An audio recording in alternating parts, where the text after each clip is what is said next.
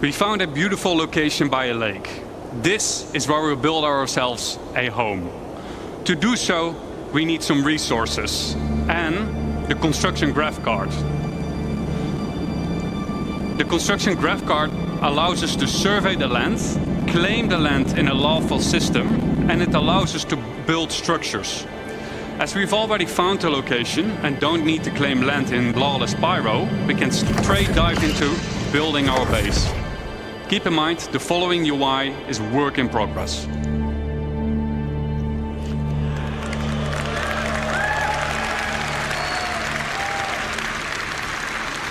A survey drone that deploys from the top of the card gives us a controllable augmented view of the land.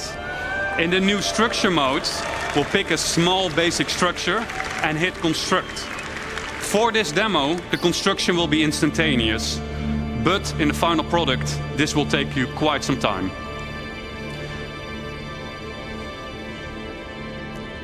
We've done it. We've built our first structure. Let's have a look on the inside.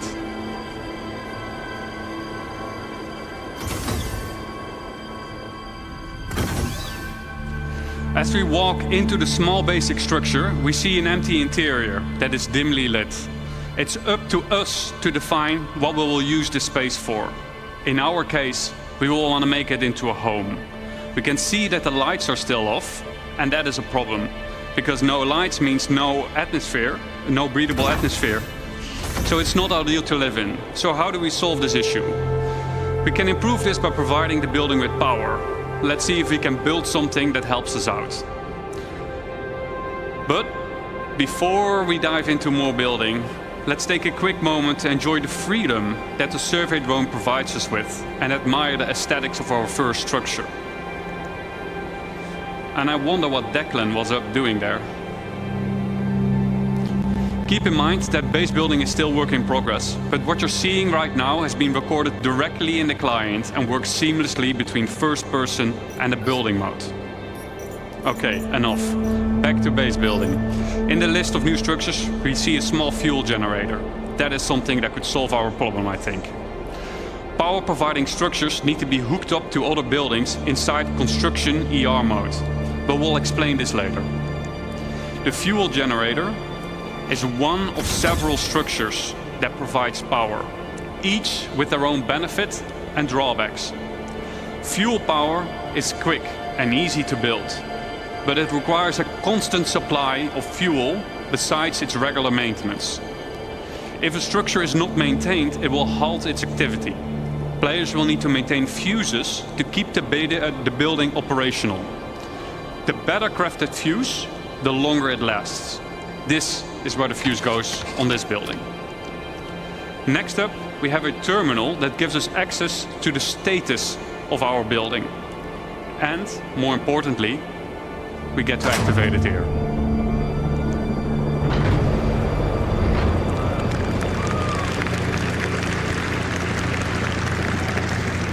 That should do it.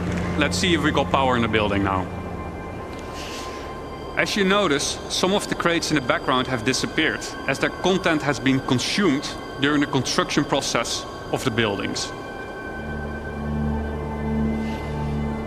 And it looks like Declan is now hooking up the power to the building. I wonder what he was up to earlier, though.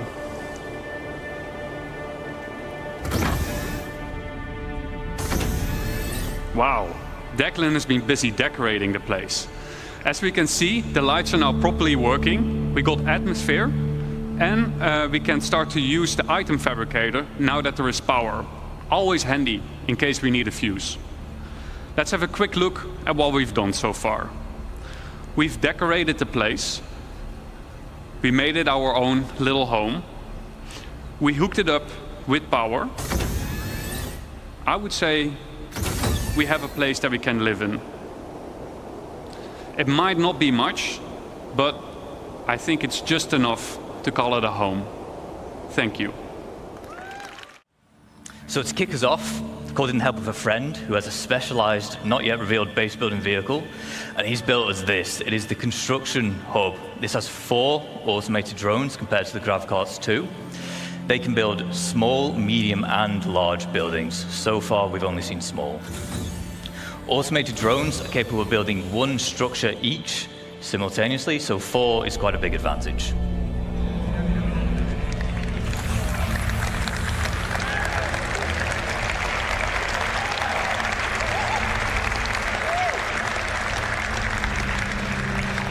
We'll pop into our construction AR and we'll get down a generator, we'll connect some buildings together just so we have a place to call home before we begin.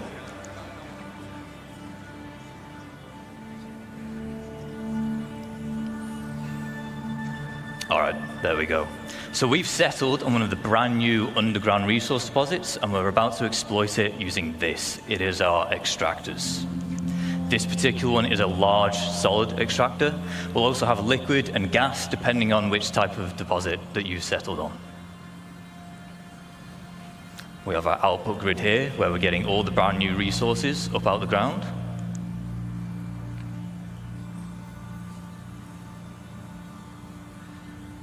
And it is important to note that once these things are set up, it's not a case of just free resources forever. On key structures like this, there are fuses which will occasionally need replaced, as well as environmental wear which can be fixed using crafting materials.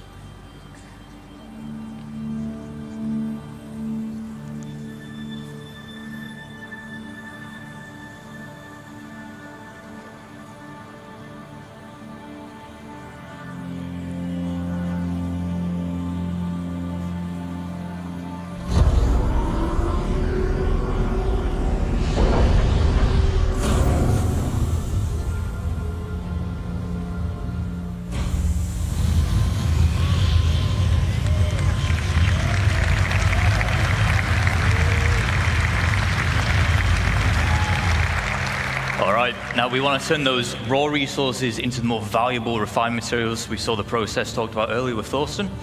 Of course we want this, it is our refinery. Once again there are multiple types here. This one is the large solid matter refinery.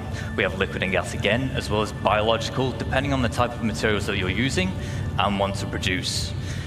Refinery has input and output grids. For input, as you might expect, it's for the resources which you're going to consume, and then the output is for the resulting refined goods.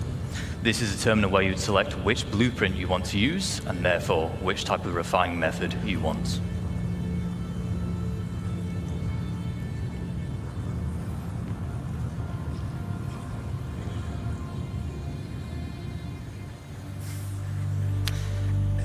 A lot of crates here with our extractor and our refinery, so we're going to put down our elevator storage. Base is really starting to build up now, but it's worth me mentioning again here that whilst we're putting these buildings down instantly in this video, large structures like this, they will take some time with the automated construction drones, but the smaller scale base we saw in the previous video, that can be done in a single play session.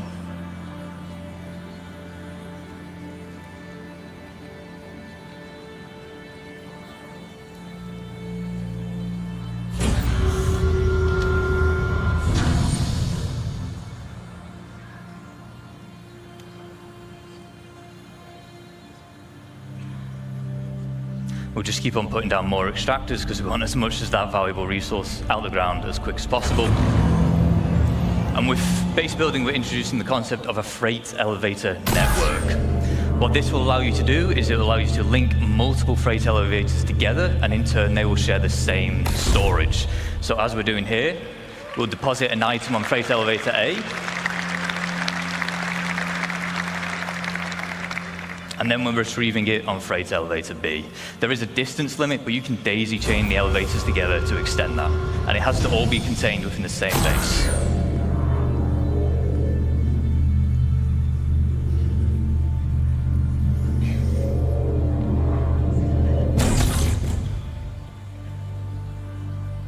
Now, as we expand, we might want to invite more people to join us.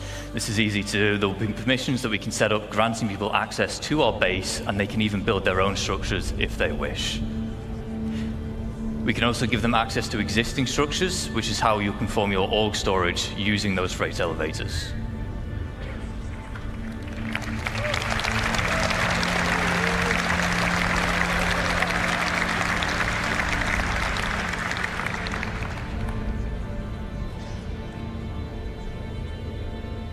Now, we always want a safe place to store our ships, so the trusty hangar will do.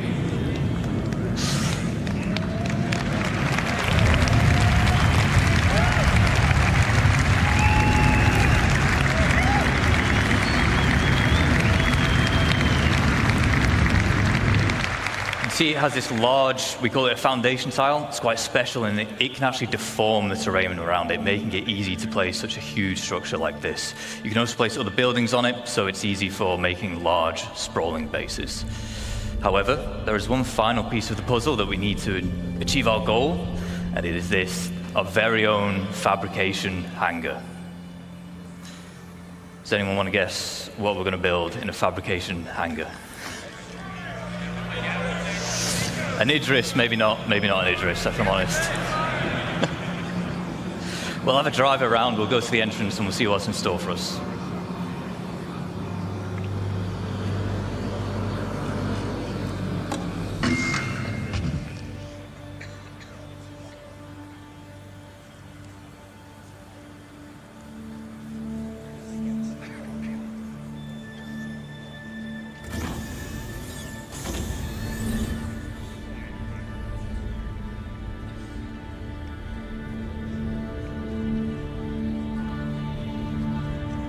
Looks like whatever it is, it's just about finished crafting.